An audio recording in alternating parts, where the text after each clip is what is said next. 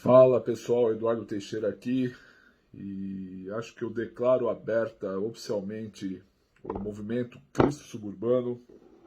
O que seria isso? E por que Cristo Suburbano? Estava orando assim por conta de nome, de ministério, tentei projeto Cristorama, tudo, mas eu entendi que Jesus, ele abriu mão da sua glória. Ele abriu mão dos seus valores não, perdão, abriu mão da sua glória, ele abriu mão da sua majestade, ou seja, aquele que era perfeito, imperfeito como nós, se tornou no sentido de corpo, ficar doente, essas coisas tudo. Acredito que não ele. Mas vamos lá, o perfeito se tornou imperfeito para que nos elevasse à perfeição. É isso aí. E eu entendi que o nome Cristo Suburbano, que nasceu de um documentário, depois virou um selo, depois eu não sei mais o que está sendo, mas se tornou um movimento de pregação da palavra de Deus, de um pessoal que entende, que reconhece diante de Deus a sua própria miséria e sabe que um Deus que abriu mão da sua glória nos eleva à glória dele.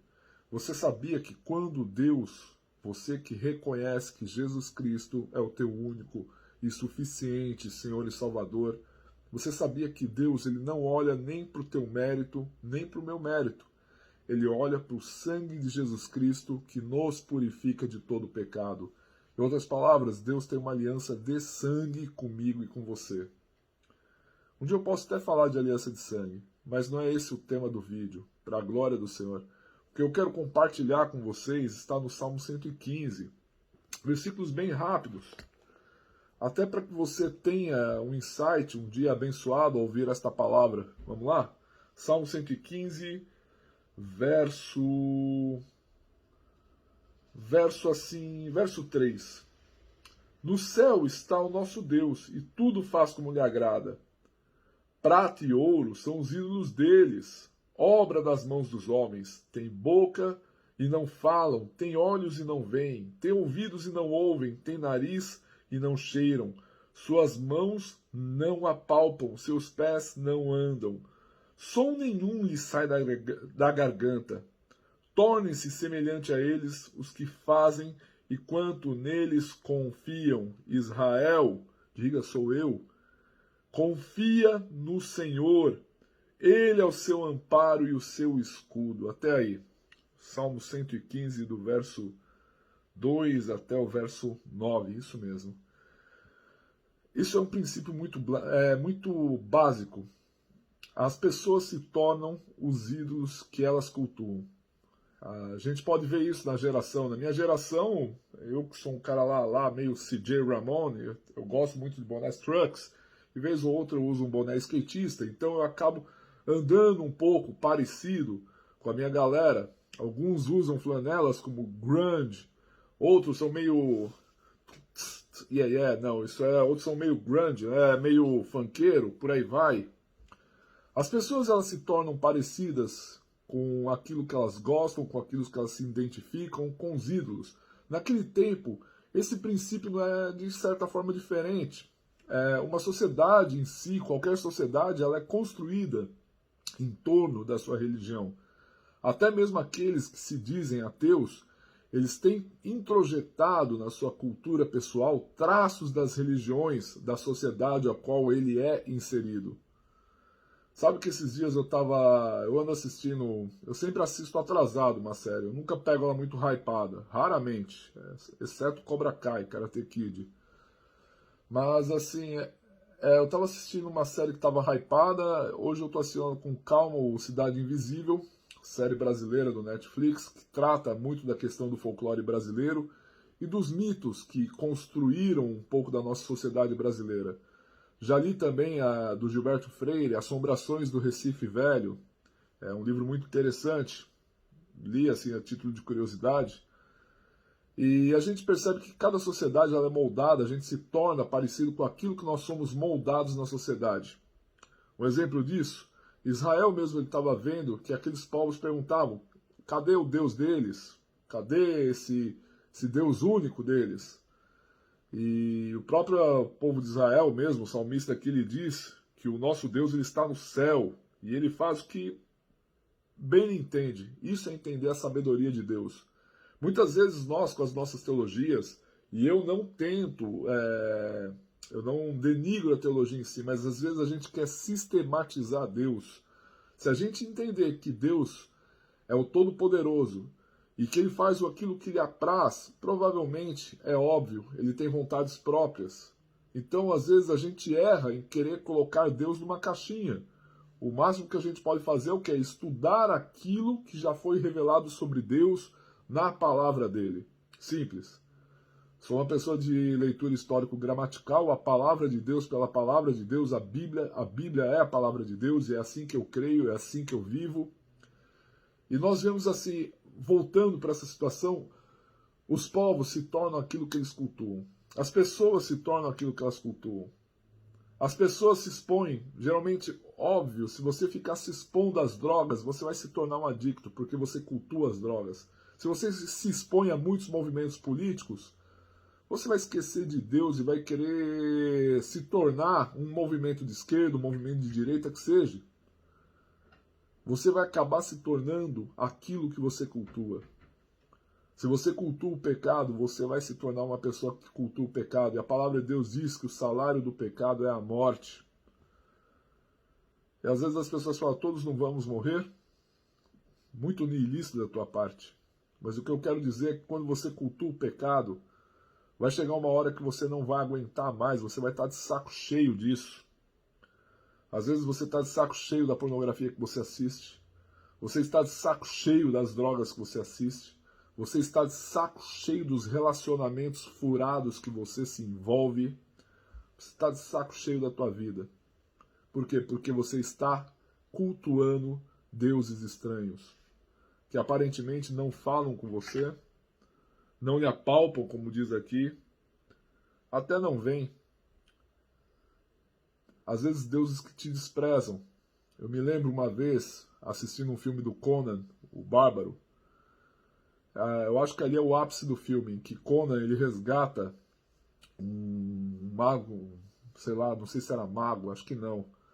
Ele resgata lá um ladrão que nem ele, o Sabote, que é um cara meio asiático, tal, não sei o quê. E o Conan tá naquela conversa para ele, que deuses que você ora? Ele diz que ele ora pelos quatro ventos, lá, sei lá, pelos ventos. O Conan ele ora por Kron, que tá lá na montanha, que não sei o quê. Só que ele nunca ouve.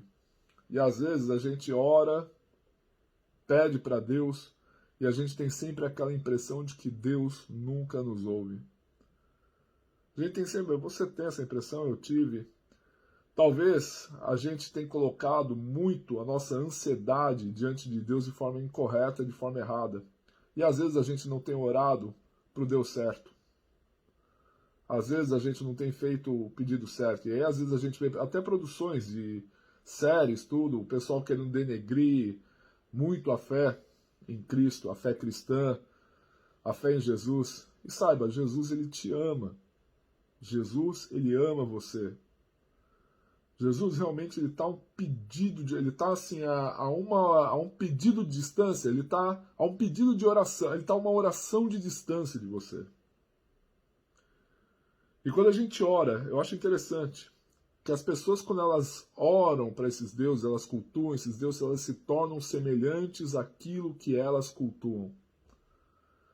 Aplicando esse princípio, quando nós meditamos na palavra de Deus, a Bíblia, quando nós nos expomos à pregação da palavra de Deus, quando nós ouvimos louvores, ouvimos a música cristã, que seja, ou música até que é onde a gente pode enxergar traços de Deus nela, quando a gente tem convívio com gente boa de Deus, e diariamente se expondo à palavra em devocionais que seja, a gente se torna parecido com Jesus. É um processo que a gente tem que ir seguindo no caminho, porque muitas vezes as pessoas, a gente coloca nossas ansiedades de Deus como nessa vida louca aí, nessa vida que exige que você sempre produza, quer te colocar numa corrida para chegar à frente. Mas eu posso dizer Que a vida ela não é uma corrida, ela é uma maratona. Você aprecia o caminho. E às vezes, quando eu vejo você já dedicou sua energia em tudo quanto é aquilo que não presta, começa a ter essa meditação, essa busca da palavra de Deus, essa busca do Senhor Deus. E quando eu falei de velocidade, às vezes a gente quer colocar nossas velocidades diante de Deus. E sabendo que às vezes a vida ela é muito processual, é um processo na vida. E cíclica, viu? O ciclo que você tem hoje é um ciclo que vai acabar. E se você está num momento de dor hoje, saiba que o teu estado atual não é o teu estado final. Reflita sempre nessa conversa. E quanto mais você se expõe à palavra de Deus, quanto mais você se expõe a Deus, quanto mais você se expõe a Jesus, mais parecido com Deus e com Jesus você se torna. E mais liberto você também se torna.